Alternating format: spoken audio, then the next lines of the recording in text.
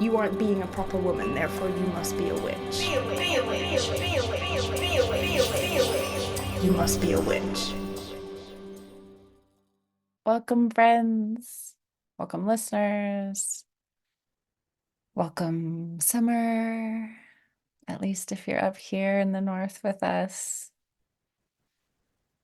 Welcome, slowly returning to our bodies. If, like me, you've been in a strange underworld journey fugue state, maybe you're pushing back up through the earth. And welcome to our guest. I'm super excited to get to talk about your work because it's so interesting to me. I mean, one, there's a lot of really practical magic in both books that's really juicy and fun to get your hands on and play with and learn your perspective on. And two, I wasn't so familiar with your background and I would love to hear more. I want to hear first about you have a PhD in philosophy. I want to start there. Yes, I do have a PhD in philosophy. My PhD in philosophy is not remotely magical. I worked on the history of philosophy. I did my research on a guy named Immanuel Kant, who was a German metaphysician and ethicist writing in the 1700s. And my doctoral research was on, without going too much into the weeds, because no one, like, there are three people on the planet who care about this. But broadly speaking, Kant was working at this really interesting juncture in the history of philosophy where some really significant advancements had been made in the natural sciences. He's writing about a generation after Isaac Newton comes forward with the theory of gravity and things like that. He's writing at this period where these really interesting developments have happened in natural science. And he is sort of taking a step back and looking at what the implications of that are for philosophy, for metaphysics, theoretical philosophy, as well as for Christian theology and ethics. So that's what I did my PhD on. And I loved it. People sometimes ask me, to what extent does that influence your magic? How does that relate? The honest truth is that it really doesn't. Kant was not fond of magic. He was not fond of mysticism. He had a book that he wrote in 1776 where he really denounced mysticism, magic, and spiritualism. It was wonderful working on Kant. I really loved that project, but there was nothing in Kant that I found operational or usable for my magic because his philosophy is just so opposed to the idea of magic. It's funny, my collaborator, Amy Tora, does a lot of these interviews. She talks sometimes about how you can learn about what not to do, like from bad parents and Mhm. stuff. You learn a lot about parenting from shitty parents. I kind of am interpreting what you're saying a little bit about Kant, taking that into, because you're clearly a really magical person. I like to think so. I think the big thing for me is that a lot of Kant's philosophy boils down to this idea that there are things that can be proved, there are things that can't be proved, and the things that can't be proved may exist, in some cases probably exist, right? So like Kant believes in the Christian God, but we kind of just have to shut up about it because we can't prove ourselves one way or the other. In that sense, it has helped me to be very quiet in some cases about my magic because I don't feel like I have something I need to prove to anybody. If someone else isn't into magic, I don't need to convince them. But I think there is also an element of so much of what we do in magic is about, did it feel right? Did it feel like the power was there? Did the result we were looking for happen? Magic itself is very much in that category of things that can't be proved. It doesn't belong to the domain of science. But within magical communities, we still have this ability to talk about it, even though it's not in the domain of the provable. That's where I really diverge from Kant. Yeah. My kiddo was telling me that this kid in her class always tells her about monsters, but then she told him that she was a witch and her mom was a witch, and he told her that witches didn't exist. And she was like, "What do I say?" Like furious, you know? And I was Uh-huh. like, "Oh, I kind of like to just sort of be like, oh, you might be right, and then give him a wink." Hmm. She spent a while practicing her winks. Oh yeah. It's an important skill. Right? Yeah, I like the idea of maintaining a little bit of mystery and an open space. But I'm interested also in this idea, and you talk about it in your books, which are now united as one in my head as I tried to process them both before this interview. Tarot for the Magically Inclined, and remind me the full title of the book on the Kabbalah. So my first book was called Kabbalah for Wiccans. Thank you. My most recent book, which is book number 4, is Tarot for the Magically Inclined.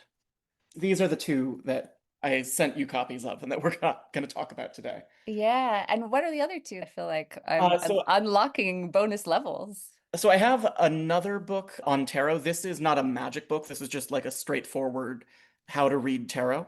It's called Mm, Tarot for Real Life. I love this book. I'm so proud of this book.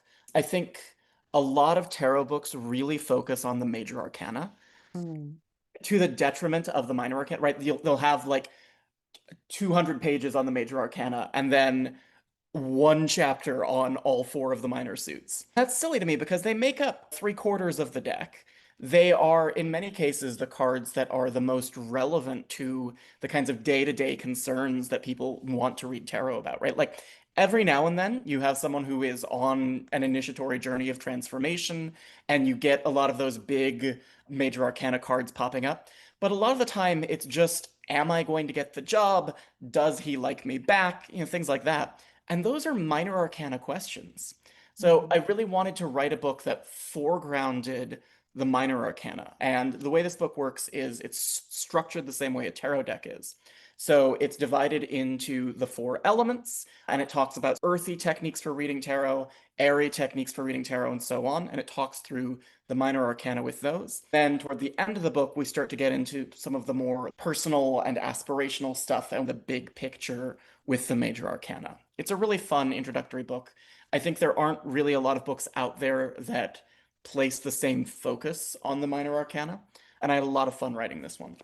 I love that too, because I love Pixie Coleman Smith, and I know you have researched a lot about this, but when I was writing about her, one piece that I loved was that, you know, they had a lot of ideas for her about the major arcana, but that she was relatively left to her own for the imagery in the minor. And so I love the idea that I'm really seeing more of her interpretation of what she had learned and studied there.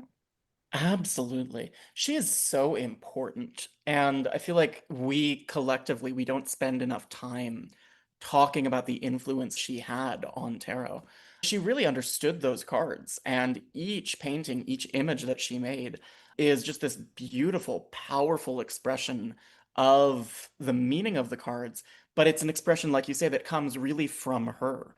And I mean, what 8 out of 10 decks that you pick up today are going to be inspired by that Rider-Waite-Smith imagery. So huge, huge, just a juggernaut of the tarot world. Absolutely. Yeah, and what an interesting character. Tell us about your fourth book, So or my maybe other your first book. This was my 3rd book. It is currently out of print with Llewellyn. I may put out another edition at some point in the future, but for the time being, it is out of print, but I think you can still get it used or in an audiobook, ebook format. This is called Queen of All Witcheries, a biography of the goddess. This is my book about the goddess. The goddess, kind of in scare quotes there, right? Because people have different theologies. There are some people who are very soft polytheists who have this whole like all goddesses are one goddess type of thing. There are other people who are much more like, nope, these are all very distinct entities.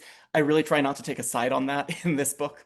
But I think if you spend enough time in pagan witchcraft new age communities, regardless of what your own practice looks like, you're gonna butt up against people who are doing sort of the goddess type stuff, right? There's a goddess and she's a moon goddess and she's a goddess of witchcraft and she's related to Mother Nature and this and that.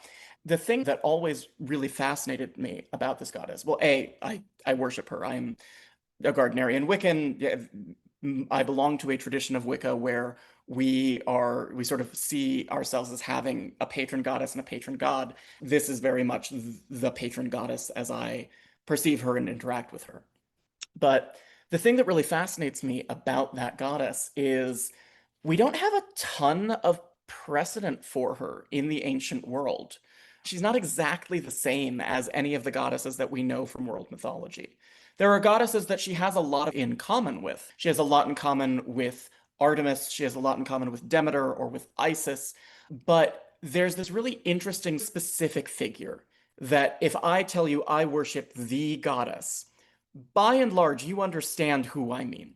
You understand that I mean a goddess who is earthy and associated with the moon, the tides, cyclicality and transformation. A lot of the time, she's associated with motherhood. She might be a triple goddess with a maiden mother crone aspect. There's a very specific picture that we have of who this goddess is. And I really wanted to dive in and explore who she is and how people started worshiping her in the modern day. There's a little bit of history in this book. I try really hard not to do too much history because no one enjoys the history as much as I do. But there's a little bit of history in this book. And it's a lot of exploring who the people were that helped bring goddess worship into the modern world. They were in conversation with ancient paganism, but as paganism was rebooting in the 20th century, what are the ideas? What are the influences? How are people talking about the goddess? And how do we see all of that in the way that we worship the goddess today? So that was this book. I'm so proud of this one. It's currently out of print, but hopefully at some point in the not too distant future, I'll get a second edition out. Okay, so before we get into the two other books in more detail, can you give us a little bit more of that story of how you become a Wiccan, how you become a goddess worshiper, how you become a high priest of Gardnerian? You seem like a white American dude. How did it happen? I am a white American dude. Very perceptive of you. Yeah, this story changes a little bit every time I tell it. And not because I'm being deceptive or anything, but just because there are so many things that go into this Of story. course, yeah. I was raised in a pretty firmly atheistic household. My father was raised Catholic. He was angry about that until the day he died. My mother, not particularly religious or a-religious in either direction. It's just not a big part of her life.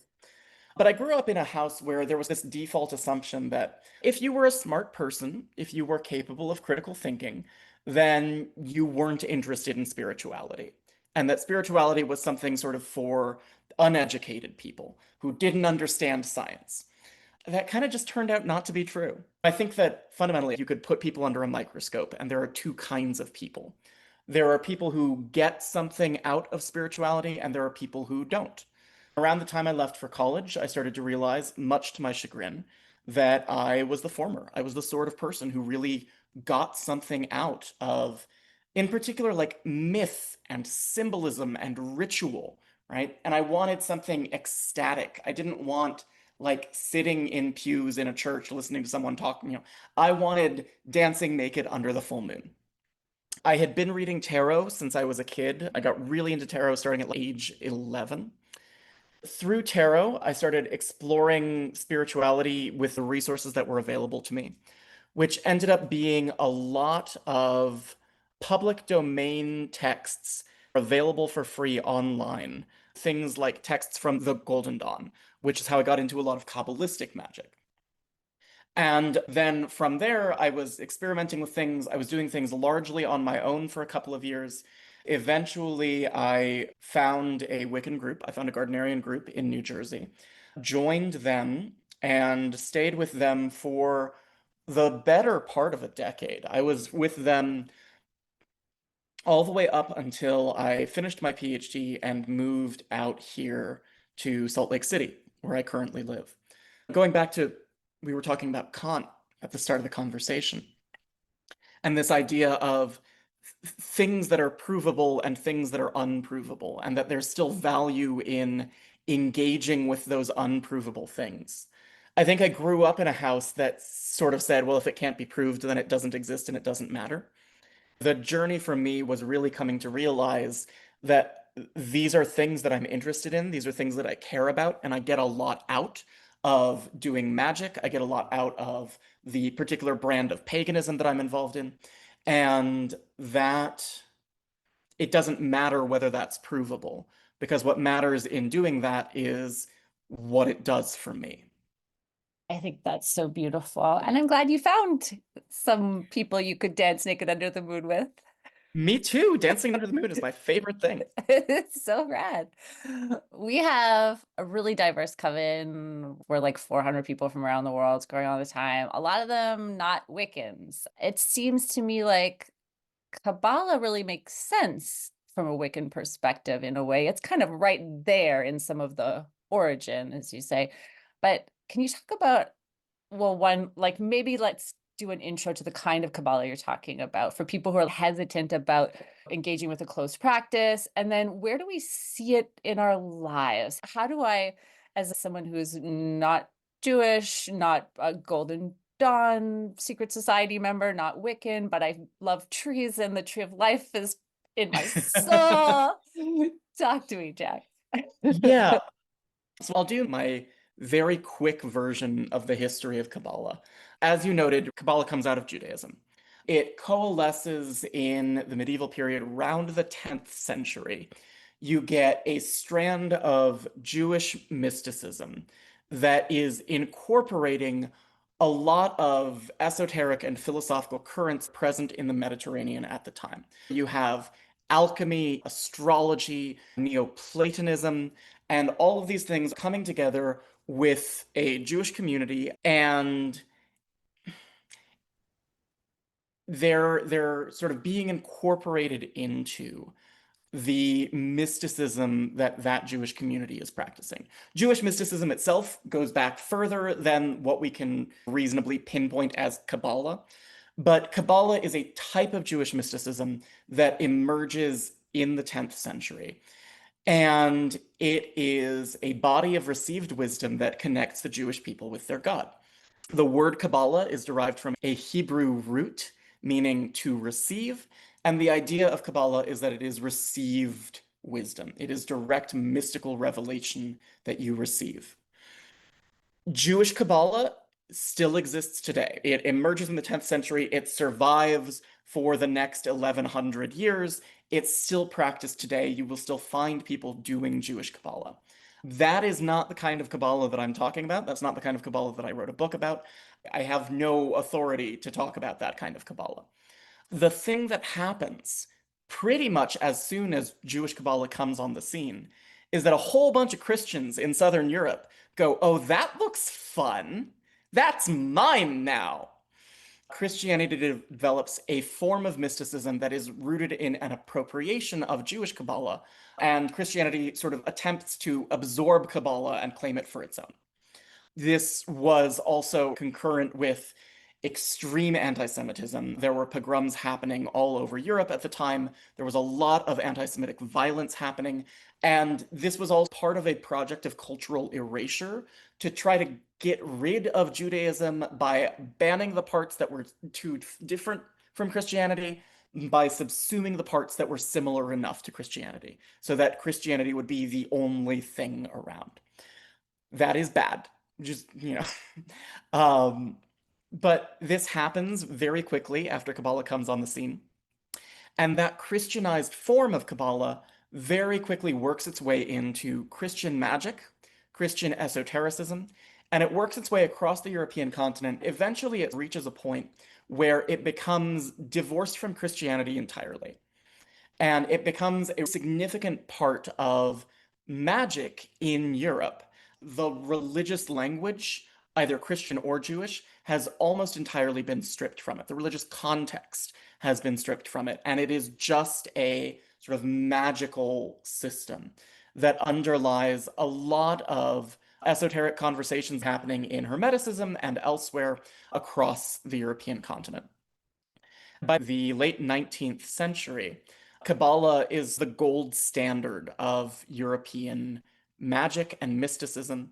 You get some secret societies, in particular a secret society called the Hermetic Order of the Golden Dawn, that try to use Kabbalah as a grand unifying system of magic. Okay.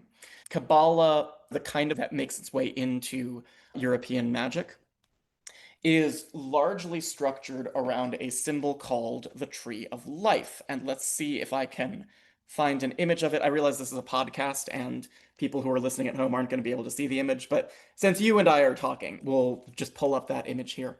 Can you describe it for folks who like just sort of Yeah. gently, not in full? The Tree of Life is a two-dimensional image that is understood to be a map of different types of magical energy. It's a way of diagramming magic and how different magical energies interact with each other. It's also a veiled allegory for the creation of the universe. It talks about the structure of the human soul. There are all kinds of things you can do with the Tree of Life. But it has a set of 10 sort of circular loci, which are usually called the spheres. In Hebrew, the word is sphirot, or the singular of that would be sephira.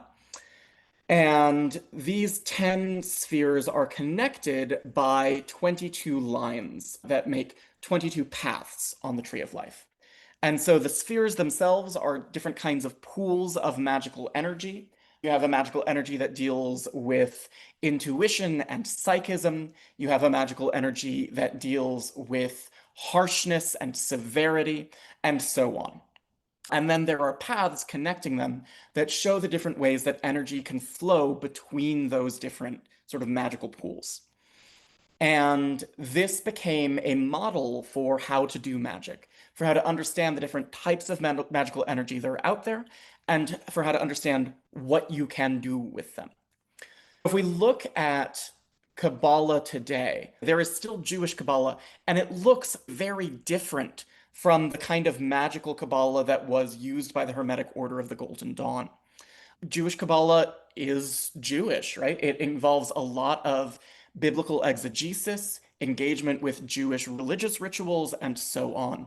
And in the magical Kabbalah of the Hermetic Order of the Golden Dawn, you see some things that are holdovers from that initial appropriation of Jewish Kabbalah that happened 1,000 years ago. You see some Hebrew words in it, but it's really absent a religious context. It also has a lot of magical components that you don't see in Jewish Kabbalah. One of the big ones is there are 22 paths on the Tree of Life. Those 22 paths correspond to the 22 cards of the major arcana in tarot. So if you are looking at trying to understand how to connect two types of magical energy or how to balance between them, you can look at the archetype or the symbol of a particular tarot card, and that will help you to work magically with those energies. Just as an example, there are two spheres near the top of the Tree of Life. Keter sits at the very top. That is the energy of absolute divine unity. It's pure oneness. It's undifferentiated. It's absolute potential. And then Chokhmah is the next sphere down, and that is the one that deals with energy bursting forth, change, dynamism, driving force. And if you want to understand how to bridge between those two very different kinds of magical energy, you look at the tarot card that connects them. And in this case, that tarot card is the Fool, which is all about this sort of potential to be anything, right? That divine oneness can go anywhere, hasn't done anything yet. But the big thing about the Fool is that the Fool is starting their journey. The Fool is beginning to move forward. And so we have that leap from stasis and oneness into this kind of radical, overwhelming, divine, chaotic change that we don't know where it's going to take us. There's a lot of magical stuff going on in the kind of Kabbalah that the Golden Dawn used. One of the things you said was, how do we use this? What good is it to us as witches, as magical practitioners? How do we make sense of this? And I think a lot of it comes down to Kabbalah is a framing device. Kabbalah is a way to help you structure and organize the magic that you're already doing. So I think a lot of people, especially witches, see Kabbalah and they sort of go, oh, that's ceremonial magic. I don't want to do that. That's scary. And they feel like Kabbalah is going to involve wearing fancy colored robes, doing things on planetary hours, and you have to get a belt made out of lion skin, all of this ridiculous overwrought stuff that is very much at odds with the way that a lot of witches like to do our magic. And I don't think that's what it entails. I think that fundamentally, the magical Kabbalah that I write about in this book is a way of organizing and perceiving the magic that you already do to make it easier for yourself to keep doing that magic and to go further with it. One of the great things about the Tree of Life is that it groups things together by likeness, by similarity. So there is a particular kind of energy that is associated with love, romance, pleasure, artistic beauty, all of those sorts of things. It's also associated with social connection, the bonds that we feel with other people. And once you have that framework for that kind of magic, anytime you are doing a spell or a ritual that connects to that energy, you can come back to the Tree of Life, to Kabbalah. You have a whole range of potential symbols that you can incorporate into your magic.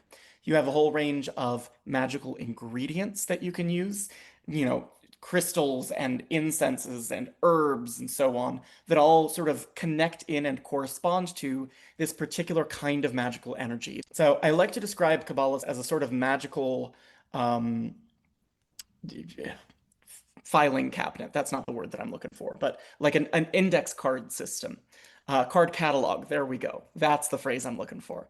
It's like a magical card catalog. You look up the reference for the thing that you're working on, and then all of a sudden you have this wealth of other stuff that's available to you that you can incorporate into your magic in order to take the things that you're already doing and just add an extra layer of depth to them.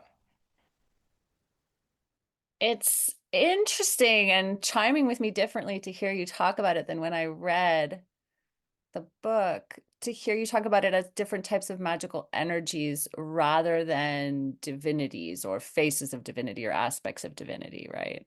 It is also that. Yeah. Yeah, so the Tree of Life is a lot of things at once. It's a way of taking any magical, religious, spiritual thing and breaking it down into component parts so that you can look at it and understand it and see how it interacts with itself. Mm. And in talking just now, I focused a lot on magical energy because not everyone who's a witch has a religious practice, has a devotional practice with gods. Yeah, exactly. But also, yeah, if you are pagan, if you're worshiping deities, the deities that you worship, you can engage with through that Kabbalistic lens. You can say, okay, here's a solar deity who has myths associated with X, Y, and Z. I can find those myths. I can find things that are reminiscent of that deity in Kabbalah. Working through that lens gives me new ways to approach this deity and to go about worshiping them. I think I have a story in the book about a Slavic god that I was working with at the time. And I built a shrine to him using Kabbalistic symbolism, in part because this is a deity who we don't have a ton of historical information about. So the historical record of exactly how he was worshipped, it's a little threadbare.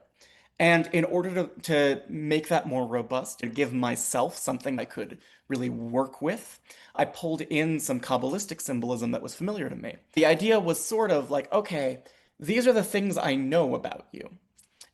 Based on these things I know about you, here are other things I think you would like. Here are other things that I think you would connect with. Because if I go to my Tree of Life, if I look at Kabbalah, other deities who share these features with you are also often associated with X, Y, and Z. So why don't I try X, Y, and Z with you and see how that feels? And did it work? Slash, here's my real question. Will you tell us the story about a time magic worked to the degree that you were like, fuck, that fucking worked?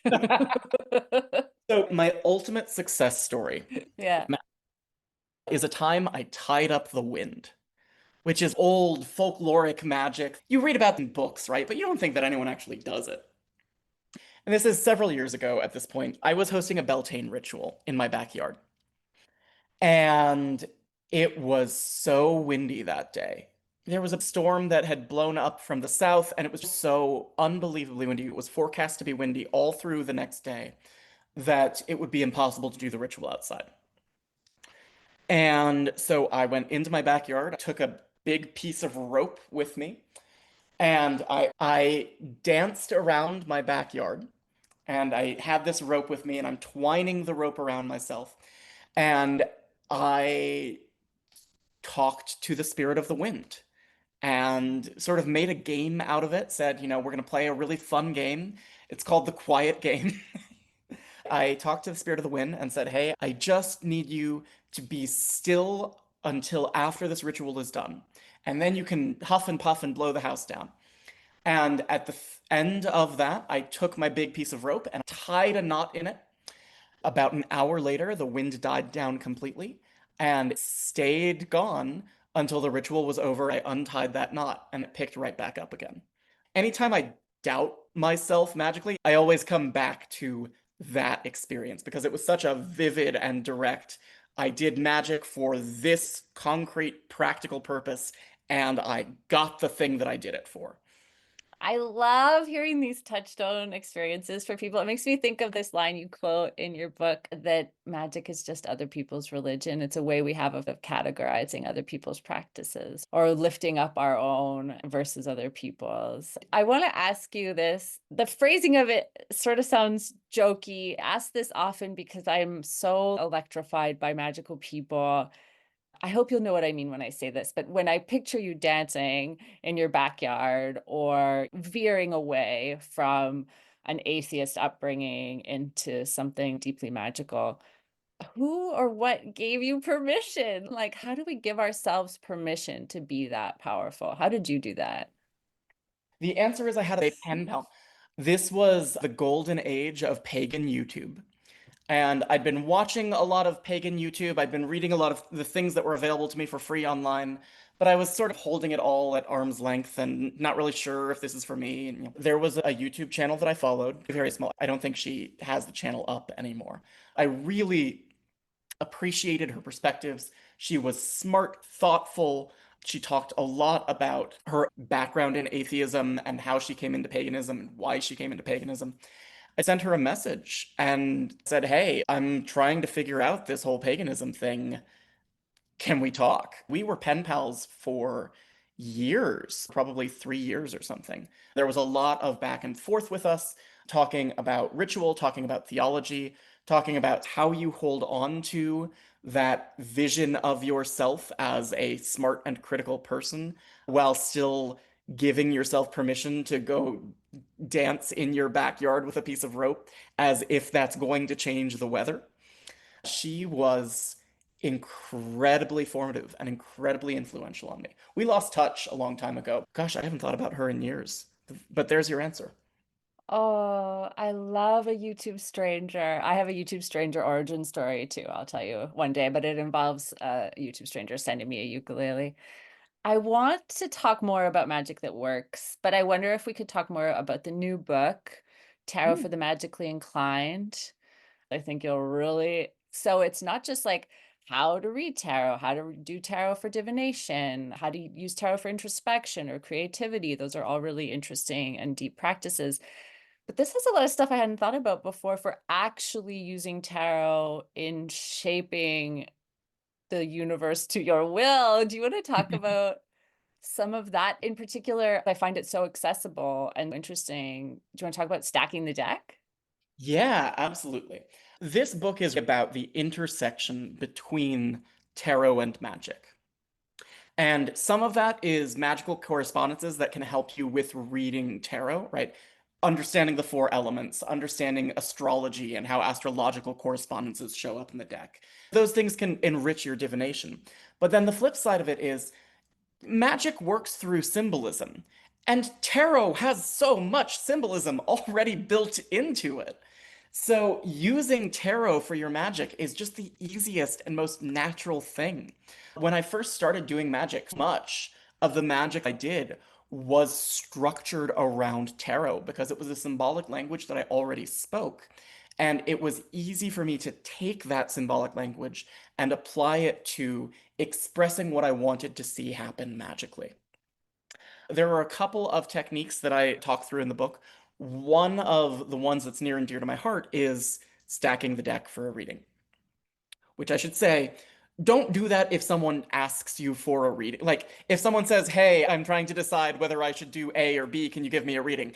Don't stack the deck. That's I immoral. thought it was so interesting that you were like, don't even pull a clarifying card. Like if you see the answer, you have to say the answer. I am sometimes a little too harsh on clarifying cards. I think there are circumstances in which they're appropriate. Mm. But I find that for myself, more often than not, if I'm in a reading and I want to pull a clarifying card, it's usually because I already got an answer and I didn't like the answer I got. And I'm trying to sort of make it be something else. So I try really hard not to use clarifying cards because I'm sort of trying to police myself because I know that I'm naughty and underhanded, and if I can get away with it, I will try to avoid having a reading that has an answer I don't like. Yeah, I felt very called out by that part of the book. I definitely do that where I'm like, well, no, I often just am reading for myself. That's No, so dark. Let's get a different take. I think stacking the deck when you're doing a divinatory reading, very much a no-go. If you are doing a spell where you want to affect the future, you want a certain thing to happen in the future, a really easy way to do a tarot spell around that is to stack the deck so that you know what cards are going to come up. And then you create a ritual space. You do all the things that you would normally do when you're doing a spell, build energy in whatever way you're going to do it. And you lay out the cards. So you say, here's the past, here's the present, here's the situation. And then you lay down that future card and you say, and I am ritually declaring that this is what is going to happen in the future. I am deciding here and now that my future is the Three of Cups. And if you do it in that context as an act of magic, then it goes from being a tarot reading, which is sort of this passive, the symbols are there and you interpret them and you learn something, to an active piece of magic where you are taking the symbols and you are setting them out with intention and saying, these are the symbols that are going to shape the outcome. And it's a really powerful kind of magic. I really, really love that technique. Do you want to tease a couple of the other magical practices that people can find in the book? And also Yeah, tell us when the book's coming out. yeah, absolutely. Some of the other practices involve pathworking and meditation with tarot, writing a spell that draws on tarot symbolism without necessarily using the cards themselves. Talk a little bit about working with certain kinds of spirits using tarot. If you like to do magic by forming spirit relationships, there are a couple of really fun and interesting ways that you can do that using tarot as a tool to help build those connections. There are a couple of other techniques in there as well. The book comes out in the US at least in July of this year, so we're only like 2 months out from release date. And I'm super excited. This is definitely the most experimental book that I've written. It's the most personal in the sense that this has a lot of my own magical experimentation in it. The Kabbalah book has some of my magical experimentation, but a lot of it is kind of taking established occult tradition and then translating it in a way that would be accessible and valuable for a pagan or Wiccan audience. This book, Tarot for the Magically Inclined, there's a little bit of the tradition up front so that we're all on the same page. And then the rest of the book is really like, okay, here is all of the wild stuff that I have tried with tarot in my magic over the years. Have fun. So fun to be at a point in your practice and in your writing and your confidence as a public Wiccan, public magician, public witch that you're like, come on, everybody. Here's what I like to try. Let's do it. Well, and really importantly, there's going to be other stuff that I haven't tried, right? If anything comes out of this book, I want people to see how much room there is for experimentation using tarot in your magic. I give you the techniques that I use and that I have used in the past, but other people are going to come up with things that never even occurred to me. And I hope that people feel excited and empowered and able to try those things because tarot lends itself so well to magical experimentation. I want to open it up for questions. So, folks who are listening, this is your cue. If you have questions, you can drop them in the chat or you can raise your hands and we would love to chat with you. I want to ask one more question first while folks are maybe sorting out whether that's going to be possible for them. What is your feeling or what are your practices on magic for not changing your own life, not going deeper, not changing your material reality, but magic we can do collectively to make the world more just, less terrifying? I wish that I were more optimistic about this than I am. I'll start by saying that. I think it helps to maintain perspective on the scale that magic operates at. If I, as one person, do a spell, it can accomplish things that I wouldn't accomplish by normal mundane means. But it can accomplish the same kinds of things that one person can accomplish, right? I, as one person, am not going to be able to cast a spell that ends world hunger. That is at a scale that I can't influence. Now, if I get together with my coven, I am no longer just one person, I'm a group of people, and we're all working together toward a concerted magical goal. But a coven is still only, depending on the type of group that you have, the size of your group, it's still only anywhere between, 5 people to some online covens might have like a couple hundred. You're still only a couple hundred people.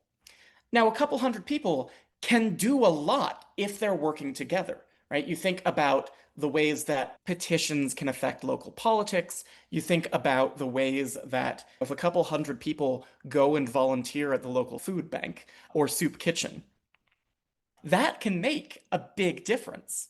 But it makes a difference at a certain scale. And I think with any magic, not just magic for activism, there's a real question of, am I targeting this magic at a scale that is appropriate to what I or this group are able to accomplish? The more careful and attentive we are about the scale we're operating at with our magic, the better our chances are. So I do political magic, especially because it's a really scary political time right now. But I do really local political magic. I do political magic to protect people in my city. I do political magic to affect ballot initiatives that I am voting in, because those are the things where I feel like I, as an individual, have the ability to put my thumb on the scale. Now, I know a lot of people who do magic that is targeted at a much larger scale. I don't mean to be dismissive of that kind of magic. I don't mean to say that people shouldn't try it. It's just that I think where I have landed is that I find my magic is more successful if I think really carefully about how big I am versus how big the problem is. And I try to scale myself accordingly.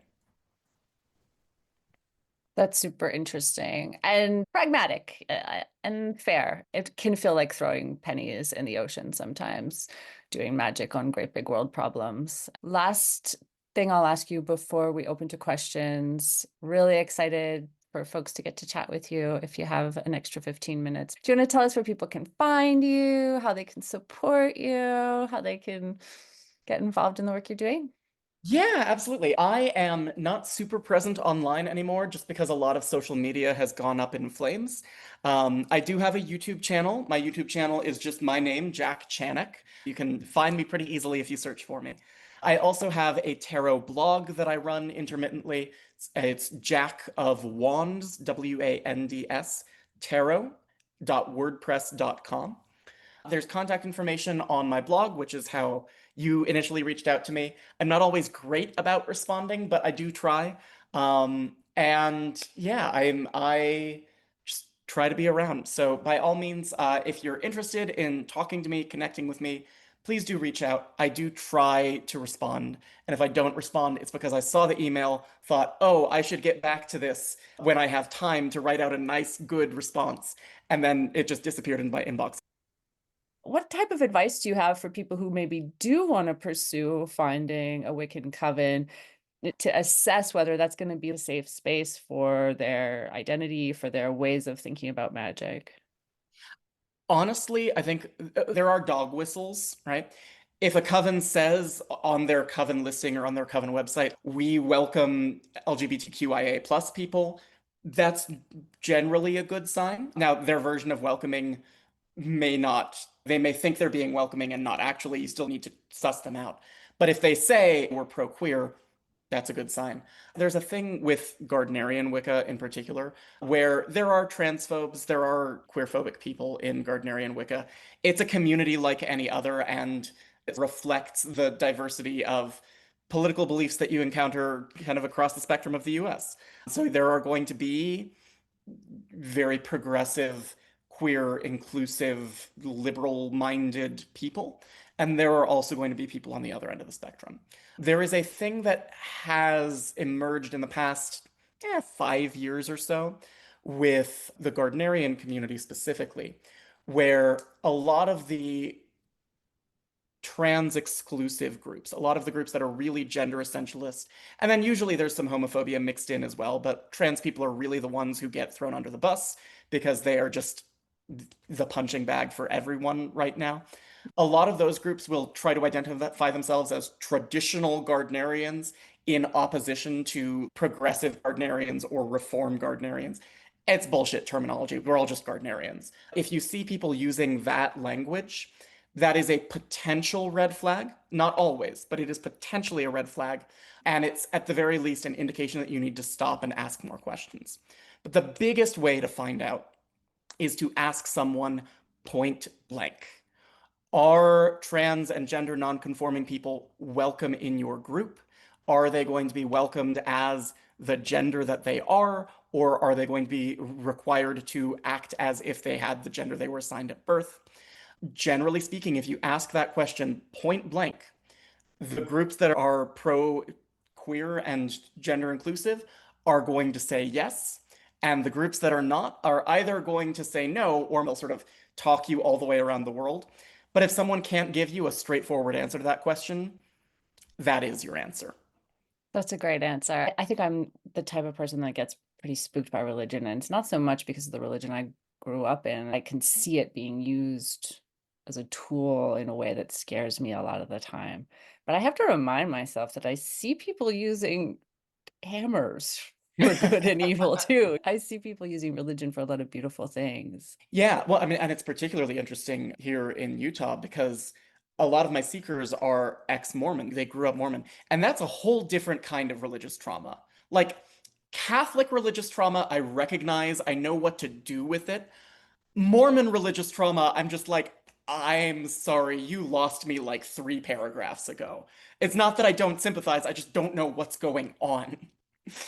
But I think that for any, and this is true of witches, but this is also true just in general, for anyone who no longer has the same religion or spirituality that they were raised with, there are positives and negatives, right? The positives are the things that you really liked about the religious attitude that you were raised with, and that you find a way to incorporate into what you do. There are going to be things that you bring in, and that's good. That's what people do. We take the things that work for us. And then it's not even a negative, but I think the challenge that everyone has to face is thinking about the assumptions that we were taught to make as children and unpacking those assumptions and unlearning them to make room for something else. Something that I see with a lot of people who are first coming into witchcraft, not just Wicca, any kind of witchcraft, is this fear that they're doing it wrong. There is a way that it has to be done, and someone is looking over my shoulder. Someone is peering into my mind, not like telepathy, but like the gods are peering into my mind. And if I'm thinking the wrong thing, then they're gonna know. And that's an attitude that a lot of the time is a holdover from a previous religious upbringing. And that's something that we have to be attentive to. And it can take a lot of work to consciously let that go. And regardless of what someone's religious upbringing was, I think we all have that kind of baggage that we have to stop and interrogate and let go. And that's true of the atheists just as much as it is of the Catholics. Thank you for your time, Jack. Thank you all so much for stopping in. It's been a really great conversation.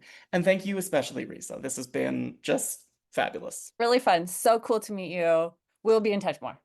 All right. Have a great Okay. night, everyone. Safe travels, everybody. Blessed fucking be. Blessed fucking be. Absolutely. You must be a witch.